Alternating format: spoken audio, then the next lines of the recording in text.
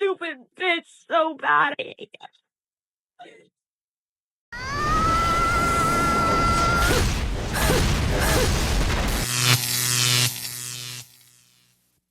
Welcome to The Wall. In today's video, we'll explore 3 cases that give us a lot to think about. First, we'll look at how a single mother blames the father of her baby, even though she was the one who chose him.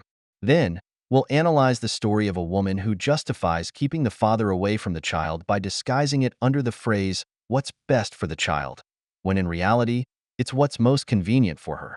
Lastly, we'll review shocking data about the effects of single motherhood. We want you to smash that like button and subscribe to the channel. We're aiming to hit 150,000 subscribers before March, and with your support, we can make it happen. Don't forget to leave us your comments and turn on notifications so you don't miss any videos. Now, let's get started. Because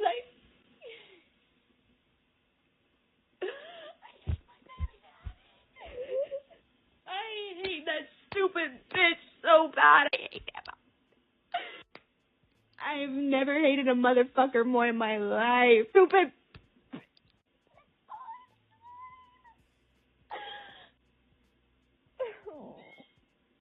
Oh, him. I hate him. Fuck him. Oh my god. Like, why the fuck? Let's please get one thing straight. I'm not with my baby daddy. I'm not with him. We have not been together for like over a year now, but he still will find any way possible to make my life a living hell. So, what can I say? God damn it! You can't make this shit up! Responsibility is kryptonite for women. They're the only ones who can complain about absolutely everything, even when they have complete control over the decisions. They choose from multiple men who they want to date, decide who gets access to their bed, whether or not to use protection, and whether to take measures to avoid pregnancy. So, how is it possible that after making all those decisions, they end up hating the man they chose themselves? The answer is simple. They regret their decisions. They don't like taking responsibility for their actions or dealing with the problems they created. If you choose to have Chad's baby, don't complain about the consequences. The responsibility for your decisions is yours, and crying or blaming others won't change the outcome. Right, this one's probably going to ruffle a few feathers actually, but if the father of your child is mistreating you, you are absolutely within your rights to stop contact. And I'll tell you why I think this. If the father of that child is mistreating you and is giving you verbal abuse, is on your case, what you're doing, withholding this, withholding that, and questioning you and beating you down, what do we think that is doing to the child? One, that's unhealthy for a child to see and it's very toxic. Two, you are the main source and primary carer of that child. And if you're not at your 100%, what are you giving your child? And if you're not at your 100% because of that man, then he doesn't give a fuck about his child. And you're going to get loads of people come out and disagree with this, but they're wrong. Any man who makes it about the mother rather than having his main focus on his child and helping that mum to support the child for the child to be at their best, doesn't give a fuck about his kid. And you are in your absolute right to go no contact. Don't let anyone tell you otherwise. No! God, please, no! No! No! No! Most mothers are like this woman. They believe that what's best for the child is whatever they consider best for themselves. If keeping the child away from the father seems convenient to them, the state is ready to back them up, even when the father wants to be present in his child's life. They disguise it with the phrase, "what's best for the child." What's curious is that what's best for the child always seems to involve keeping the father's money flowing, but not his presence. That contact doesn't matter, but the payments must continue without fail. According to them, that's what's best for the mother. Oh, excuse me, I misspoke. What's best for the child? Then, when the child grows up and wants to have contact with their father, or when the mother can no longer control the child due to her own unstable life, that's when the hatred starts to boil over, and they begin poisoning the child against the father. Sadly, This is something that has become far too common nowadays. I want to be the weekend parent. Just for like a month, I want to be able to be the weekend parent. Like, I love being a mother. I absolutely do. But there's a whole other side of parenting that I've never got to experience, and that's being the weekend parent. I'd like to be able to be the fun one where we just get together on weekends and, like, we just get to go do fun stuff. I'd like to be the one who doesn't have to be the disciplinarian all the time. I've been the primary parent in my children's entire lives. I have 3. And I would love to just know what the experience like is on the other side to be the weekend parent. You don't have to do all the weekly stuff. You don't have to figure out all the meals all week. I want a month of being the weekend parent. Be the weekend parent. Be the weekend parent. If you feel that strongly, be the weekend parent. But let me guess, you being the weekend parent takes away from the amount of child support that you would get. So of course you're not going to do that because you don't want to give up your financial resources to just be the weekend parent and actually have to pay child support to him. And we both know that the majority of men are the breadwinners, so the likelihood of him quitting his job so he can do the full-time parenting or have a part-time job is not plausible because you would, again, get less money. And just like you just said, you could only last a month, so why can you not consider how it feels for the dads to have it set like this for their entire lives? Did you know that weekend dads that only get weekends miss out on 14 years of their child's life if you really do the math? But no, you're too busy worrying about all of the things that you have to do as a parent as your responsibility with or without the other half, while simultaneously preaching that you love your kids and you love being a mother so much, which is fucking bullshit because you're resentful for the amount of work that you have to do, likely by your choice. I can almost guarantee that you moved away. You made it impossible for dad to be there on the day-to-day, and you can't even fathom the pain that he feels to miss out on school activities. You can't fathom how it feels to miss the day-to-day. You can't fathom missing milestones. You can't even fathom missing bath time, bedtime, or even being able to do homework. But you think dad is just sitting there like, yay, I don't get to do that, but I love my week. No.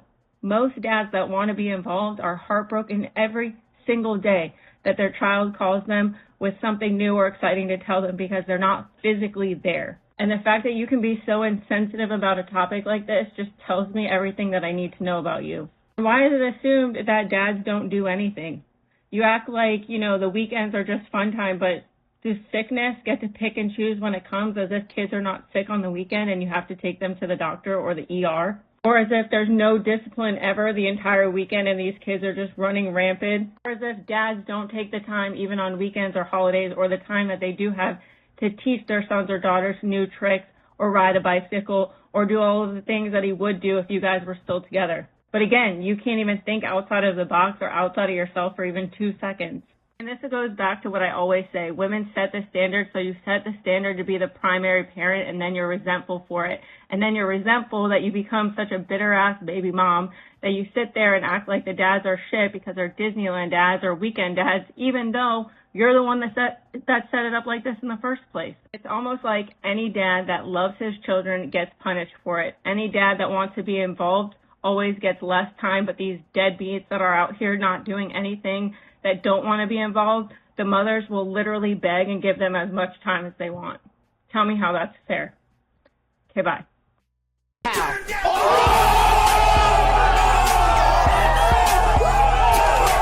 She doesn't understand the damage she's causing to the children by keeping them away from their father or limiting contact to once a week or supervised visits.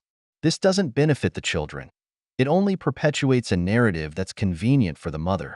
Take a look at these shocking statistics. According to 2014 data, 82.5% of custodial parents are mothers, while only 17.5% are fathers.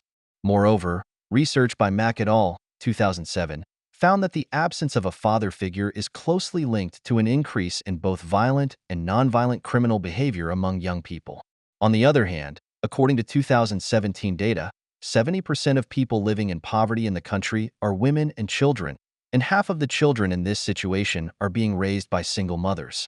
A 2014 report indicates that 1/3 of families headed by single mothers live in poverty. This is no coincidence. 80% of divorce filings are initiated by women, and they almost always mask their decisions under the pretext of what's best for the child, when in reality, they're seeking what's most convenient for themselves.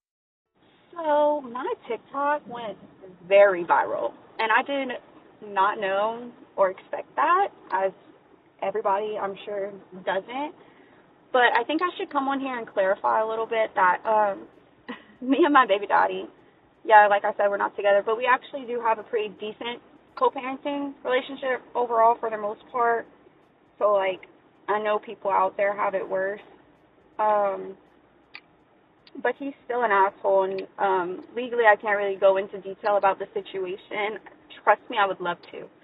But I can't, and I won't be that person. So I'm just going to leave it at where the video lies. But I did want to say thank you for all the support also that I'm getting and all the messages of you guys, like, checking up on me. It really does mean a lot because I don't feel like I feel very defeated and, like, by myself in this situation, to be honest. If I talk more about it, I'll cry more. But yeah, I just really wanted to say thank you guys for all the support because it really does mean a lot. Yeah, and you guys are all, like, my new besties now. So, like, when I post, we could just have a little chat. We could be besties, all of us. But seriously, on a real note, thank you guys so much. And for all the women who are in my comments and in my DMs saying they go through the same thing, if not 10 times worse, I am so sorry. I'm here for you. I hear you. I see you. It doesn't have to be this way. It shouldn't be this way for most of us. And yeah, if y'all ever need somebody to reach out to, like, y'all could reach out to me. I mean, I ain't famous. Sure, we can talk about it if you're having, like, the same issues. Why not? Yeah, I don't really know how this TikTok stuff works, though. I'm not good at talking to myself through the phone. But yeah, I really just wanted to come on here and say thank you guys so much, and that I'm probably going to continue to make videos since y'all are all, like, watching my page right now. Hey, bestie. So yeah, I want all you guys to stick around and be my best friend. Stop it. Get some help. As I said, an unstable woman seeking attention from strangers on the internet. This is the new model of modern women, sharing all their problems with strangers on social media, always from the position of a victim, because, of course, she's the woman, she's the victim. What's ironic is that, legally, she can't even tell her full story. What kind of man did she choose as the father of her child? But, as I mentioned earlier, responsibility is kryptonite for women, and seeking attention is an addiction for them. The worst part is that, even without revealing details, she's already laying the groundwork to defame the father of her child. She does all of this subtly, casting herself as the heroine of her story. Yo, I just did some dumb shit. It's like I'm a stupid idiot. Y'all wanna know what the fuck I just did? So the man that I'm talking to, well, not anymore, but the man that I was talking to, he's an Applejack family state. My girls that know, all right? And this morning I was getting ready, doing my makeup for work, and I'm texting my friend and Snapchatting my friend, my twin, I'm no twin, I'm Snapchatting twin, and I'm telling her on this video, how I'm tired of having skinny Applejack cinnamon stick. I want a big muscular man.